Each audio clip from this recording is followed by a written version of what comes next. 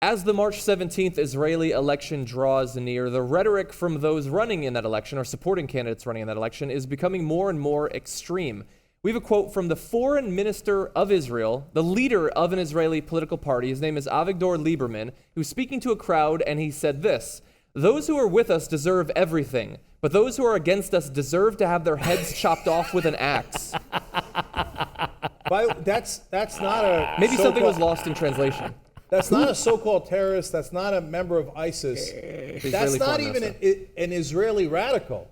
That's the foreign minister of Israel. If the foreign minister of Iran said those who disagree with us should have their heads chopped off with an axe, we'd say, bomb Iran, And by the way, radicals. By the way, it's extremely important that you also understand that he's not talking about ISIS fighters there. He's talking about Arab Israelis who do not support Israel's policies. He says citizens of Israel He should have wants their heads chopped off. Specifically, there's one thing that they do that he doesn't like. Those who raise the black flag on Nakba Day, which basically is a day of sort of mourning for the day after Israel was established as a state, if they do that in mourning over the establishment of Israel, they do not belong here, as far as I'm concerned, and I am quite willing to donate them to the Palestinian Authority chief Mahmoud Abbas. It would be my pleasure. He also talked about a city, it's a majority Arab city in Israel, of citizens of Israel. There is no reason for al-Fahm, an Arab majority city, to be a part of Israel. Wow. He's talking about his own people there, saying their heads should be chopped off with axes. They should be, banished from Israel. Well, of course, he doesn't consider them his own people because he thinks if you're an Arab, you don't belong in Israel. 20% of Israel, by the way. Arab. He literally says that. I'm not extrapolating. That's exactly what he says. And then he says, all right, you shouldn't be part of Israel. Well, then which country should they be a part of? Because you don't want them to have a country. You don't want a two-state solution. So where do you want them to go? This is an amazing fact about Lieberman. He is the only foreign minister in the world that does not actually live in his own country. What? Isn't that amazing? He lives in the occupied territories in the West Bank, which is not a country at all. It's a no man's land, right? Yeah. It's occupied territories. It's not technically part of Israel.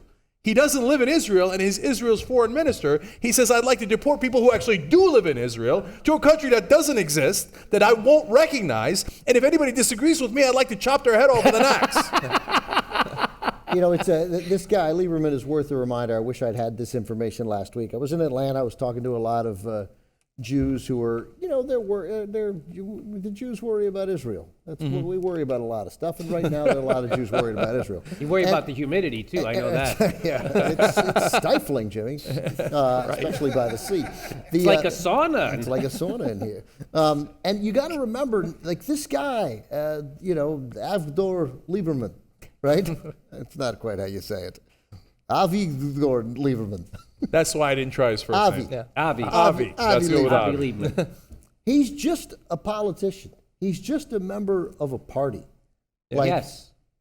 Jews, this is not your kind of Jew. Benjamin Netanyahu is not your kind of Jew. Yeah. You can support Israel and recognize that Netanyahu and his speech and his nonsense and the rest. He named this guy foreign minister. He chose to work with this guy.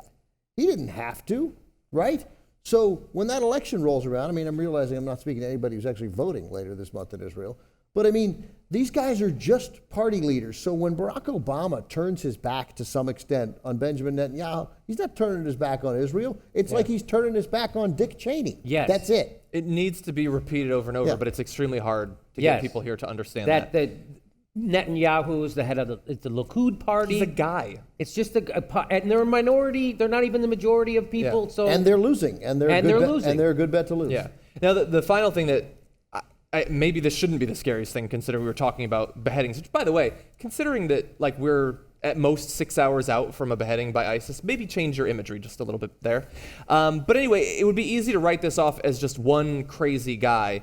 But here is the explanation provided by an Israeli who runs a nonprofit in Israel. He says, the educated voter knows that these kinds of things are a transparent attempt to garner popular support.